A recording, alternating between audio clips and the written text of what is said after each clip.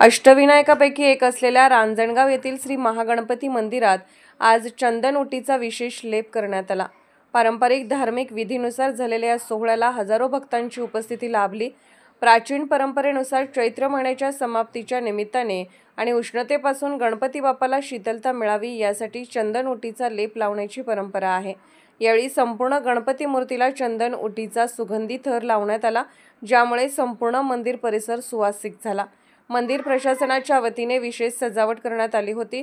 भक्तांसाठी दर्शनाची विशेष व्यवस्था तसेच चंदन लेपाच्या दर्शनासाठी ऑनलाईन थेट प्रक्षेपणाचीही सुविधा उपलब्ध करून देण्यात आली होती। मंदिराचे मुख्य पुजारी यांनी सांगितले की ही परंपरा अनेक वर्षापासून सुरू आहे आणि दरवर्षी यामध्ये भक्तांचा उत्स्फूर्त सहभाग पाहायला मिळतो।